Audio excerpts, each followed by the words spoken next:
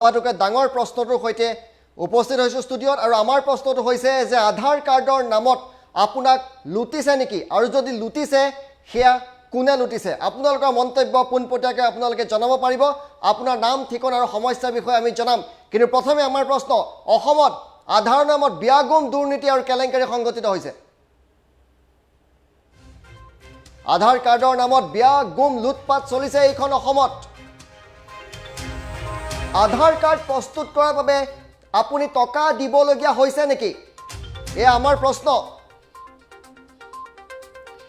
ৰাজ্যৰ প্ৰান্তে প্ৰান্তে আধাৰ কাৰ্ডৰ নামত ধন লোৱাৰ ধন গটাৰ প্ৰতিযোগিতা চলিছে অবৈধভাৱে ধন সংগ্ৰহ কৰা হৈছে প্ৰতি ব্যক্তিৰ পৰা অবৈধভাৱে সংগ্ৰহ কৰা হৈছে 200 পৰা 1000 টকা পৰ্যন্ত স্মাৰ্ট কাৰ্ডৰ নামতো প্ৰান্তে প্ৰান্তে লুণ্ঠন চলিছে এইখন অসমত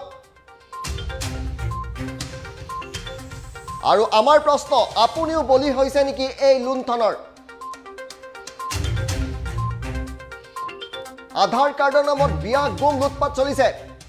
মোৰ সৈতে আছে সহযোগী জ্যোতিদেৱ আৰু লগতে আছে দীপাংকৰ এইখন এখন সৰু আধাৰ কাৰ্ড আৰু এইখন আধাৰ কাৰ্ডৰ নামত অসমত বিয়াগুম কেলেংকাৰী বিয়াগুম দুৰ্নীতি আৰু লুটপাট চলিছে জ্যোতিদেৱ আজি এই প্ৰতিবেদন আপোনালোকে চাওক এই প্ৰতিবেদন চোৱাৰ পিছত আপোনালোকে ক'ব যে আমি ইমান দিনে এনেই টকা দি আছো জ্যোতিদেৱ আজি এই প্ৰতিবেদনৰ আমাৰ কি থাকিব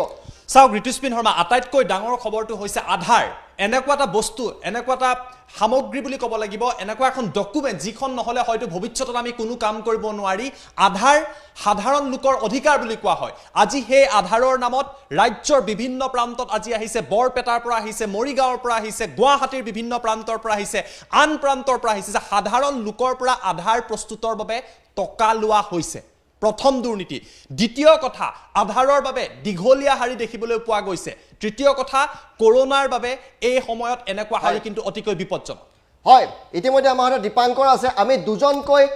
অতিৰিক্ত উপায়ুক্তৰ মন্তব্য শুনাম আসলতে এই প্ৰতিবেদন আপোনালোকে সেভ কৰি থওক কোনোবা যদি পিছত আপোনালোকৰ আধাৰ নামত টকা বিচাৰে এই প্ৰতিবেদন আপোনালোকে দেখুৱাব পাৰিব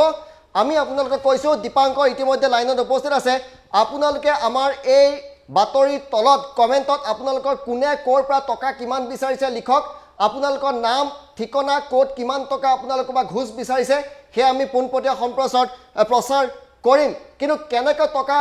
খুজিছে কোৰ পৰা কিমান টকা ঘটিছে ভুক্তভোগী একাংশৰ সৈতে আমাৰ সাংবাদিকে কথা পাতিছিল প্ৰথমে হে শুনা লৈছো আপোনালোকক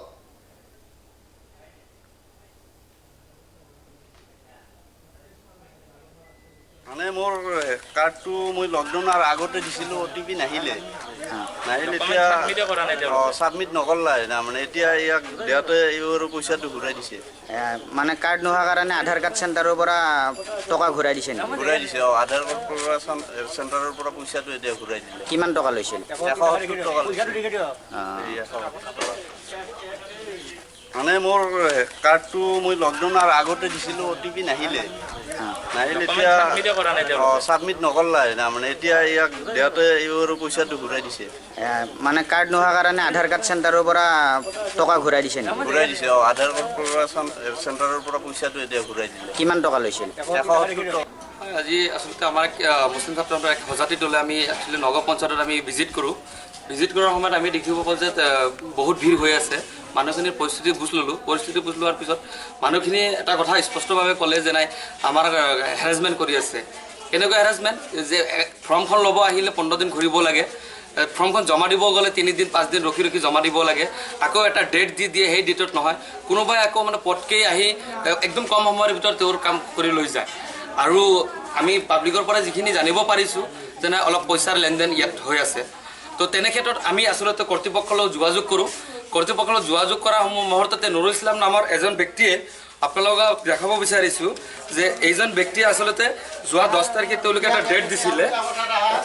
এটা ডেট দিছিলে এই 10 তাৰিখে এই ডেটটোত তেওঁলোকৰ কামখিনি হ'ব লাগিছিল যোৱাকালি 10 তাৰিখ গ'ল কামটো নহ'ল তো আকৌ আজি ৰাতি পুৱা 4টা বজাৰ পৰা আহি ইয়াত ৰখি আছে এই ফৰ্মখন যেতিয়া তেখেতে আহি সুধিছে যে ভাইটি মোৰ কামটো আজি হ'ব নেকি যদি নহয় মোক বেলেগ এটা যোনটো ডেটত হয় সেই ডেটটো দিতে মই গুচি যাম গোটেই দিনটো মই থাকিব নোৱাৰোঁ মই বেমাৰী মানুহ সেইখিনি কথা কোৱাৰ পিছত তেওঁলোকে অথৰাইজ পাৰ্চনে তেওঁলোকে কি কৰিলে ফৰ্মটো কাটি দিলে কোনো ডকুমেণ্টছ ভেৰিফাই নকৰাকৈ ৰিজেক্ট বুলি লিখি ছিগনেচাৰ কৰিলে উইদাউট গ্ৰাউণ্ড তো তেতিয়া মানে জিলা কৰ্তৃপক্ষক মই জনাবলৈ বাধ্য হওঁ। জিলা উপায়ুক্ত মহোদয়ক জনোৱাৰ পিছত তেখেতসকলে যোগাযোগ কৰিছে যে নাই ইয়াৰ বিহিত ব্যৱস্থা ল'ব। আমি আচলতে মুছলিম ছাত্ৰ সন্থাই দাবী জনাইছোঁ যে আচলতে মানুহক হেৰাচমেণ্ট কৰিব নালাগে। আধাৰ কাৰ্ডখন আমাৰ সকলোৰে প্ৰয়োজনীয়, গতিকে সামাজিক দূৰত্ব বজাই ৰাখি কাৰ্যালয় কৰ্তৃপক্ষই যাতে এটা শৃংখলাবদ্ধভাৱে যাতে কোনো ধৰণৰ দুৰ্নীতি নহয় বা সুস্থভাৱে ৰাইজৰ সেৱা কৰা সেইখিনি হয়, ইতিমধ্যে আমাৰ দীপাংকৰ সাজু আছে, আমি দীপাংকৰ কাষলৈ যাম, জ্যোতিদীপৰ কাষলৈ যাম, কিন্তু কেতবোৰ মন্তব্য হৈছে, আপোনালোকে মন্তব্য দিয়ক। অৰ্পণা মেধিয়ে লিখিছে 500-300 টকাকৈ লৈছে। দীপজ্যোতি ৰভাই লিখিছে মোৰ পৰা 150 টকা লৈছে। ছাদ্দাম হুছেইনে লিখিছে 400 টকা লৈছে। বি লস্কৰে লিখিছে 300 টকা লৈছে। 300 টকা লৈছে। আৰ কে ৰুহানে লিখিছে। জিতেন মিৰিয়ে লিখিছে ধেমাজি জিলাত প্ৰতিটো আধাৰ কেন্দ্ৰত 250 টকাৰ পৰা 500 টকাকৈ লয়। কামৰুল কৈছানে লিখিছে আমি কৰিছোঁ 2000 টকা দিছোঁ, 4জনে কৰিছোঁ আমি 2000 টকা দিছোঁ। অপুলিকা শৰ্মাই লিখিছে 1000 টকা লৈছে। আপোনালোকৰ মন্তব্য দিয়ক যে কিমান টকা আপোনালোকৰ পৰা লৈছে। জ্যোতিদীপ, হয়, এটা কথা চাওক ঋতুস্পিন শৰ্মা, যিসমূহ আমাৰ লগত এই মন্তব্য আহিছে, এটা কথা স্পষ্ট যে ধাৰাবাহিকভাৱে আমি যেতিয়া এনেকুৱা বাতৰি পালোঁ যে অসমৰ বিভিন্ন প্ৰান্তত অভিযোগ আছে, এই অভিযোগত চৰকাৰখনে গুৰুত্ব দিয়াৰ প্ৰয়োজন আছে। আধাৰক লৈ চৰকাৰে সকলোকে আহ্বান কৰিছে জনতাক যে আধাৰ বনাওক, এনেকুৱা এটা নম্বৰ, তাৰ জৰিয়তে দেশৰ প্ৰধানমন্ত্ৰীয়ে কৈছে যে সকলোৰে আধাৰৰ লগত সংযোগ স্থাপন কৰিলে সকলোৰে নাগৰিকৰ কথা গম পাব, কৰোণাৰ নিচিনা সংকটত নাগৰিকক সহায় কৰিব পাৰিব। কিন্তু সেই আধাৰ নিৰ্মাণৰ নামত, প্ৰস্তুতৰ নামত এইদৰে বিয়াগুম কেলেংকাৰী লৈছে আৰু টকা লোৱাটো অতিকৈ গুৰুতৰ কথা। মই দীপাংকৰৰ কাষলৈ যাম। দীপাংকৰ, বিভিন্নজনে মন্তব্য কৰিছে ৰাজ্যৰ বিভিন্ন প্ৰান্তৰ পৰা, আপুনি কোন কোন প্ৰান্তৰ মন্তব্য পাইছে আৰু ক'ত কিমান টকা লোৱা হৈছে? দীপাংকৰ। হয়, জ্যোতিদীপ আৰু ঋতুস্মিন ইতিমধ্যে দেখিবলৈ পোৱা গৈছে, দৰ্শকসকলে ইতিমধ্যে মন্তব্য কৰিছে। আৰু এই মুহূৰ্তত আমি আনোৱাৰ হুছেইন নামৰ এজনে কৰিছে নলবাৰীৰ লাৰকুচিত 800ৰ পৰা 1000 টকাকৈ লোৱাৰ প্ৰমাণ আছে বুলি তেওঁ কৈছে। আৰু শিৱনাথ দলে বুলি এজনে কৰিছে কমেণ্ট 1000ৰ পৰা 1500 টকা পৰ্যন্ত, আৰু এতিয়াও বহু গাঁৱলীয়া মানুহ হাৰাশাস্তি পাইছে বুলি তেওঁ উল্লেখ কৰিছে। আৰু অৰ্পণা মেধিয়ে লিখিছে হৈছে মই নিজে 140 টকা দিছোঁ, মোৰ ওচৰৰ চেণ্টাৰত 500-300কৈও দি আছে, মানুহে প্ৰতিবাদ কৰিছিলোঁ কিন্তু নামানিলে। এয়া ওদালগুৰি লিখিছে, ওদালগুৰিৰ পৰা অৰ্পণা মেধিয়ে লিখিছে। আৰু ধেমাজি জিলাতো প্ৰতিটো আধাৰ কেন্দ্ৰত 250ৰ পৰা 500 টকা লোৱা বুলি উল্লেখ কৰিছে জিতেন মিৰি নামৰ এজনে। আৰু তেনেদৰে মৰাণৰ বামুণবাৰীৰ পৰা লিখিছে বিৰাজ গগৈ 150 টকা লৈছে বুলি উল্লেখ কৰিছে। আৰু বিকাশ গগৈ নামৰ এজনে লিখিছে তেওঁ 250 টকা লৈছে। বাহাৰুল ইছলাম নামৰ এজনে লিখিছে 200 টকা লৈছে তেওঁৰ পৰা। আফজল হকে লিখিছে 220 টকা লৈছে। আৰু আলোক দত্ত নামৰ এজনে লিখিছে যে আধাৰ কাৰ্ডৰ নামতো অসমত কেলেংকাৰী, আৰু এই কেলেংকাৰীৰ উচিত তদন্ত হ'ব লাগে আৰু দোষীয়ে কঠোৰ শাস্তি পাব লাগে বুলি উল্লেখ কৰিছে। আৰু ইছান আলী নামৰ এজনে লিখিছে আমাৰ পৰা 500 টকা লৈছে। প্ৰবীণ কলিতা নামৰ এজনে লিখিছে মোৰ পৰা 700 টকাকৈ লৈছে আমি। আৰু মহেন অসম নামৰ এজনে লিখিছে আমি 10খন আধাৰ কাৰ্ডৰ 1500 টকা দিলোঁ আৰু কাৰ্ড 3খনহে আহিল। আৰু এনেদৰে বিভিন্নজনে মন্তব্য এই মুহূৰ্তত দেখিবলৈ পোৱা গৈছে। 1000, 1500, 200, 500 বিভিন্ন জেগাৰ পৰা আহিছে আৰু বিভিন্ন ঠাইত বিভিন্ন ধৰণৰ টকা লোৱা ইতিমধ্যে প্ৰমাণ আহিছে। হয়, আপোনালোকে মন্তব্য লিখি থাকক, আমি লাইভত পঢ়ি যাবলৈ সক্ষম হ'ম। জ্যোতিদীপৰ কাষলৈ আহিছোঁ। দুজনকৈ উপায়ুক্তৰ সৈতে, অতিৰিক্ত উপায়ুক্তৰ সৈতে আমি কথা পাতিছোঁ, তেওঁলোকৰ মন্তব্য শুনাম। কাৰ সৈতে আমি কথা পাতিছিলোঁ? হয়, এটা ঋতুস্মিন, এই খবৰ অহাৰ পিছতে আমি বৰপেটা জিলাৰ অতিৰিক্ত উপায়ুক্তৰ সৈতে কথা পাতিছিলোঁ, যিহেতু বৰপেটা জিলাৰ মন্তব্য দেখুৱাইছোঁ যে আধাৰ কেন্দ্ৰত টকা লোৱা হৈছে। তাৰ লগতে আমি কথা পাতিছিলোঁ মৰিগাঁও জিলাৰ অতিৰিক্ত উপায়ুক্তক লৈ, তেওঁলোক আধাৰৰ দায়িত্বত আছিল আৰু তেওঁলোকে সকলো কথা বুজাই দিছে। হয়, আমি সেই মন্তব্য শুনাম। আমি মৰিগাঁৱৰ অতিৰিক্ত উপায়ুক্ত ডক্টৰ ছৈয়দ তহিদুৰ ৰহমানৰ মন্তব্য আমাৰ হাতত আছে, প্ৰথমে শুনাই লৈছোঁ সেয়া। পইচা লোৱাটো টোটেলি ইলিগেল, তাত কোনো ৰাইট নাই বা আমাৰ প্ৰশাসনৰ ফালৰ পৰা কোনো আমাৰ তেনেকুৱা কথা নাই যে তাত পইচা ল'ব লাগে আৰু মানুহ দিব নালাগে। মই এটা আপিল কৰিম পাব্লিকসকলক, ইনিচিয়েল অৱস্থাত একচুৱেলি আমাৰ এটা প্ৰব্লেম হৈছে কি আমাৰ 30 চেণ্টাৰ আছিলে আৰু সেই 30 চেণ্টাৰে বৰ্তমান ৰানিং হৈ আছে, যাৰ কাৰণে মানুহ কিছু ক্ষেত্ৰত গেডাৰিং হৈছে, আমিও মানি দেখিছোঁ। এই ক্ষেত্ৰত আমি এডিশ্যনেল আৰু 60-65 মানে আধাৰ চেণ্টাৰৰ কাৰণে গভমেণ্টৰ লগত টেক আপ কৰা হৈছে within short period. That means সোমবাৰ মঙলবাৰৰ ভিতৰত আমাৰ এডিশ্যনেল আধাৰ চেণ্টাৰখিনিও আমাৰ ফাংচনিং হ'ব। আৰু তেতিয়া আমাৰ হয়তো এই গেডাৰিংটো যিখিনি মানুহবিলাকে বুজি নাপায় যে অলপ শ্ল' যদি তেখেতসকলে যদি ছ'চিয়েল ডিষ্টেঞ্চিংটো মেইনটেইন কৰি যদি তেখেতসকলে আধাৰ কাৰ্ডটো লয়, এদিন ৰৈ গ'লেও প্ৰব্লেম নাই, কাৰণ যিহেতু আমাৰ টাইম আমাৰ হাতত আছে। গতিকে মানুহখিনিক মই এটা এপিল কৰিম, তেখেতসকলে কোনোবাই যদি তেনেকৈ থাৰ্ড পাৰ্চনে যদি ইলিগেলি পইচা দিছে, কাৰোবাক দিছে বা কোনোবাই লৈছে, সেইটো আমাৰ প্ৰশাসন জ্ঞাত নহয় আৰু এই ক্ষেত্ৰত যদি আমি গম পাওঁ যে তেনেকুৱা ধৰণৰ কোনোবাই কাম কৰিছে আমি নিশ্চয় প্ৰশাসনৰ ফালৰ পৰা আমি বিহিত ব্যৱস্থা ল'ম আৰু মই আপোনালোকৰ ওচৰত এটা আপিল কৰিছোঁ মানুহখিনিক যিহেতু সহজ সৰল মানুহ তেখেতসকলে বুজি নাপায় তেখেতসকলে যেন কোনো মানুহক যেন পইচা নেদেয় আধাৰ কাৰ্ডৰ ক্ষেত্ৰত তেখেতৰ অনলি এটাই কাম হ'ব যিজন আধাৰ ভেৰিফায়াৰ আছে এটা প্ৰুফ এটা আইডেণ্টিটি প্ৰুফ এটা লৈ গ'লে তেখেতসকলে নিজৰ আধাৰ এনৰোলমেণ্ট কৰিব পাৰিব তাৰ এনেই কামটো অকণ লেহেমীয়া হৈছে কাৰণ যিহেতু মানুহবিলাক দিনে নিশা একেকাৰকৈ অপেক্ষা কৰিব লগা হৈছে বিনামূলীয়া জ্যোতিদীপ নিজে ক'লে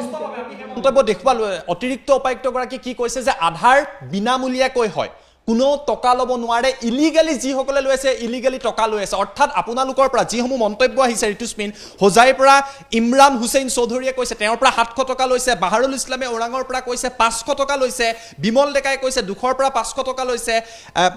এহিয়ান আলী আহমেদে কৈছে 800 টকা মৰিগাঁও ডিষ্ট্ৰিক্টত লৈছে তিনিচুকীয়াৰ সিন্ডিকেট বেংকত 200 টকা লোৱা বুলি উৎপল বৰুৱাই কৈছে গতিকে এইসমূহ লাইভত যি কমেণ্ট আহিছে এই টকা লোৱাটো কিন্তু কোনো পক্ষে আইনে অনুমতি নিদিয়ে অতিৰিক্ত উপায়ুক্তই স্পষ্ট কৰি দিছে আৰু তাত মৰিগাঁৱত যদি কোনোবা এইদৰে টকা লৈ আছে তেওঁলোকে কিন্তু ব্যৱস্থা ল'ব বুলি কৈছে অৰ্থাৎ আধাৰ বিনামূলীয়া আমি গ্ৰাফিক্সৰ জৰিয়তে সেয়া দেখুৱাবলৈ চেষ্টা কৰিছোঁ আপোনালোকে যদি আজিৰ পৰা কোনোবাই আপোনালোকৰ পইচা বিচাৰিছে আপোনালোকে এই প্ৰতিবেদন দেখুৱাব আধাৰ কাৰ্ড বিনামূলীয়া অসমত আপুনি এটকাও দিব নালাগে আধাৰ কাৰ্ডৰ নামত কোনোবাই যদি কৈছে প্ৰশাসনৰ কাষ চাবক আধাৰ কাৰ্ডৰ বাবে আপুনি টকা পইচা একো দিব নালাগে স্মাৰ্ট কাৰ্ড বাধ্যতামূলক নহয় আপুনি মেইলত পাব সেইখনে যথেষ্ট স্মাৰ্ট কাৰ্ড বাধ্যতামূলক নহয় আধাৰ কাৰ্ড অসমত বিনামূলীয়া আমাৰ এক্সিকিউটিভ এডিটৰ জ্যোতিদীপ বৈছই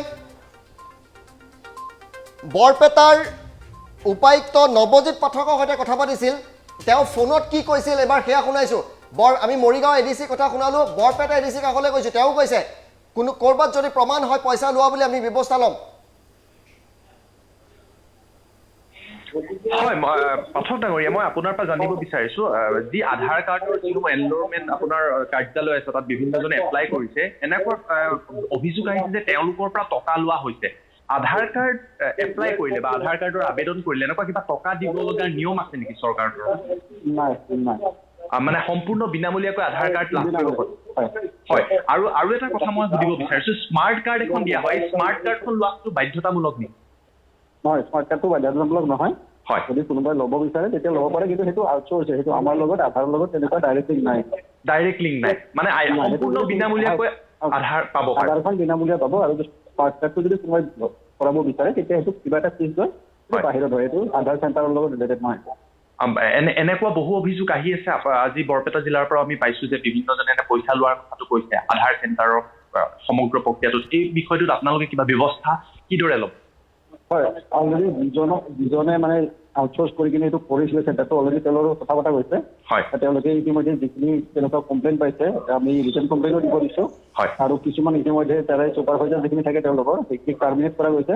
আৰু কালি পৰহি হয়তো আমি তেনেকুৱা যিখিনি প্ৰুফ পাম লগে লগে আমি এফআইআৰ কৰিছোঁ হয় ধন্যবাদ জনাইছোঁ পাঠক ডাঙৰীয়া এই কথাখিনি টাইমটো হয় জ্যোতিদীপ আমি দীপাংকৰ কাষলৈ যাওঁ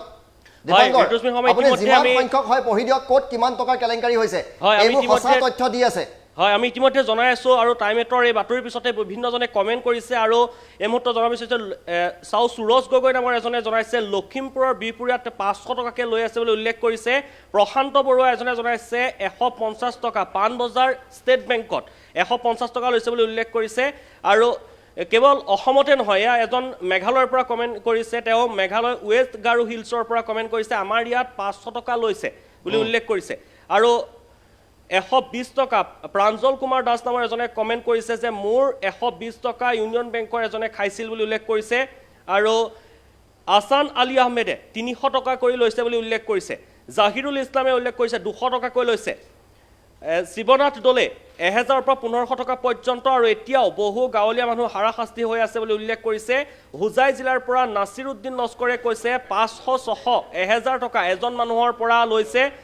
আৰু আনোৱাৰ হুছেইনে উল্লেখ কৰিছে নলবাৰীৰ লাৰকুচিত 800ৰ পৰা 1000 টকাকৈ লোৱাৰ প্ৰমাণ আছে আৰু বুলবুলি শৰ্মাই উল্লেখ কৰিছে কাৰ্বি আংলং বকলিয়াত 350ৰ পৰা 500 টকাকৈ লৈছে উৎপল বৰুৱাই উল্লেখ কৰিছে তিনিচুকীয়াৰ সিন্ডিকেট বেংকত 200 টকাকৈ লৈছে আৰু আমিনুৰ ইছলাম নামৰ এজনে কৈছে 300 টকাকৈ লৈছে তেওঁৰ পৰা আৰু মহেন অসম নামৰ এজনে কৈছে ইতিমধ্যে উল্লেখ কৰিছে কমেণ্ট আৰু তেওঁৰ পৰা পইচা লোৱা বুলি উল্লেখ কৰিছে আৰু সকলোৱে ৰাজ্যৰ বিভিন্ন প্ৰান্তৰ পৰা যি কমেণ্ট এই মুহূৰ্তত আহিছে সকলোৰে পৰা 300 400 500 আৰু ঠাই ভেদে বেলেগ বেলেগ এনেধৰণৰ দেখিবলৈ পোৱা গৈছে 1000ৰ পৰা 1500 টকা পৰ্যন্ত লৈছে আৰু এনেদৰে দেখিবলৈ পোৱা গৈছে ৰাজ্যৰ বিভিন্ন প্ৰান্তত আধাৰ কাৰ্ডৰ নামত এতিয়া ধন সংগ্ৰহত আমি পৰা জ্যোতিদীপ আৰু কমেণ্ট আহি আছে জ্যোতিদীপ হয় ঋতুস্মিন এটা কথা চাওক ইয়াৰ মাজত মই দুই এটা কিছু পৃথক কমেণ্ট আহিছে তেওঁলোকে কি কৈছে যিসকল ব্যক্তি সচেতন যিসকলে এই কথা জানে তেওঁলোকে কৈছে ইয়াৰে দুই এজন কৈছে যে তেওঁলোকে আশৰাফুল চৌধুৰীয়ে বনাইছে তেওঁ কৈছে মই কিন্তু ফ্ৰীকে বনালো অৰ্থাৎ আপুনি যদি সচেতন হয় আপুনি যদি নিয়ম জানে বিনামূলীয়াকৈ বনাব পাৰে আজি উপায়ুক্তই কি ক'লে ঋতুস্মিন সম্পূৰ্ণ বিনামূলীয়া স্মাৰ্ট কাৰ্ড লোৱাটো বাধ্যতামূলক নহয় কোনোবাই যদি টকা বিচাৰে প্ৰমাণ দিব তাৰ ওপৰত প্ৰশাসনে ব্যৱস্থা ল'ব অৰ্থাৎ এইটো এটা দুৰ্নীতি অতি পৰিকল্পিতভাৱে সাধাৰণ লোকসকলৰ পৰা আধাৰ কাৰ্ডৰ নামত দুৰ্নীতিটো বাঢ়িছে আৰু বিশেষকৈ এটা বিষয়ক লৈ মই ক'ব বিচাৰিম ঘৰ দিয়াৰ নামত আধাৰ কাৰ্ড প্ৰয়োজন বুলি এটা বিষয়ক লৈ চৰ্চা চলাৰ মাজতেই আধাৰ কেন্দ্ৰত দীঘলীয়া শাৰী আৰু তাৰে সুযোগ গ্ৰহণ কৰি একাংশই ধন লুটিছে সেই ভিজুৱেলছো আমাৰ হাতত আছে কিদৰে হাৰাশাস্তিৰ সন্মুখীন হৈছে উৰে নিশা তেওঁলোকে আধাৰ কাৰ্ডত শাৰী পাতিব লগা হৈছে আৰু যিহেতু তেওঁলোকে গাড়ী ভাড়া কৰি ইমান দূৰলৈ আহিছে আৰু এটা অভিযোগ যদি শুনা যায় যে পইচা দিলে কামটো সোনকালে হয় সেই ধৰণৰ কমেণ্টটো আমি পাইছোঁ টকা দিলে কাম সোনকালে হয় আধাৰ কাৰ্ডত ভাবক কোটি কোটি মানুহ আছে অসমত প্ৰতিজনে যদি আধাৰ কাৰ্ডৰ নামত 200 টকাকৈ কেলেংকাৰী সংগঠিত হয় এইটো কিমানটা বিয়াগুণ কেলেংকাৰী অসমৰ ইতিহাসৰ এটা সৰ্ববৃহৎ কেলেংকাৰী হ'বলৈ গৈ আছে জ্যোতিদীপ হয় গুৰুত্বপূৰ্ণ কথা ঋতুস্মিন চাওক যদি আপুনি 100 টকাকেও লয় 200 টকা কোনোবাই কৈছে 1000 টকা পৰ্যন্ত লৈছে আৰু এই টকাসমূহৰ কোনো একাউণ্টেবিলিটি নাই কিয়নো আধাৰ কেন্দ্ৰই এই টকা ল'বই নোৱাৰে গতিকে এয়া সম্পূৰ্ণ এটা ক'লা টকা সংগ্ৰহ কৰা হৈছে আধাৰৰ নামত এটা দুৰ্নীতি হৈছে বিয়াগুণ দুৰ্নীতি হৈছে আৰু যিটো অভিযোগ যে আপুনি যদি টকা নিদিয়াকৈ এপ্লাই কৰে আপোনাক দীঘলীয়া এটা প্ৰচিডিউৰৰ মাজেদি যাবলৈ দিয়া হয় কিন্তু তাৰ মাজত একাংশ দালাল আছে একাংশ মানুহ আছে যিসকলে টকা লৈ আধাৰ কাৰ্ডখন আপোনাক সোনকালে উলিয়াই দিব গতিকে এই বিষয়বিলাকৰ ওপৰতো গুৰুত্ব দিয়াৰ প্ৰয়োজন আছে কিয়নো আধাৰক লৈ চৰকাৰে বিভিন্ন নিয়ম আনিছে প্ৰধানমন্ত্ৰীয়ে আহ্বান জনাইছে যে আপোনালোকে আধাৰ লওক আধাৰৰ য'ত দেশৰ উন্নতি হ'ব কিন্তু আধাৰৰ নামতে দুৰ্নীতি হোৱাটো অতিকৈ দুৰ্ভাগ্যজনক হয় হয় আমি কেতবোৰ দৃশ্য আপোনালোকক দেখুৱাইছোঁ জ্যোতিদীপ এই হাৰাশাস্তি খোৱা মানুহখিনি মন্তব্য আছে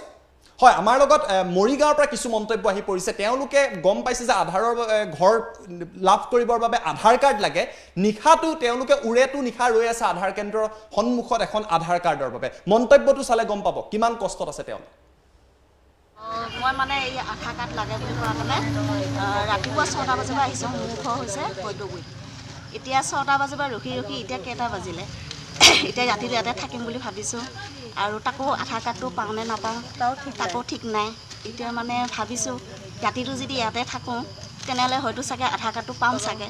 আৰু যদি ৰাতিটো যদি নাথাকোঁ তেনেহ'লে আধাৰ কাৰ্ডটো কেনেকৈ পাম আৰু যদি অট' পইচা খৰচ কৰি আৰুতো ঘৰলৈতো যাব নোৱাৰিম মুখতি সেইটো কাৰণে একেবাৰে আধাৰ কাৰ্ডটো লৈহে যাম বুলি ভাবিছোঁ অফিচ বন্ধ হ'লেও থাকিম অফিচ বন্ধ হ'লেও আজি ৰাতিটো ইয়াতে থাকিম মানে গেটতে থাকিম আমি কালিয়ে আহা কালিৰ পৰা ইয়াত আছেই কালি 12টাৰ পৰা আহি ইয়াতে আছে লাইনৰ খা অহালৈকে মাজে মাজে সোমাই দি সেনে মানুহ সোপা হৈ যি আকৌ নাপাঙি আধাৰ কাৰ্ডৰ কাৰণে টোপনিটো কৰি যিমান কষ্ট পাইছোঁ উপায় নাই নিদিলেও এতিয়া সমস্যালৈ আহিবলগীয়া হৈছে এই 3 দিন আহি যে ঘূৰি গৈছোঁ মানে বহুত দুখ পাইছোঁ পাই আছোঁ বাৰু কি হয় প্ৰভুৱে কি কয় আজি ৰাতি থাকি লৈ যাম এই চেষ্টা মই 4টা বজাতে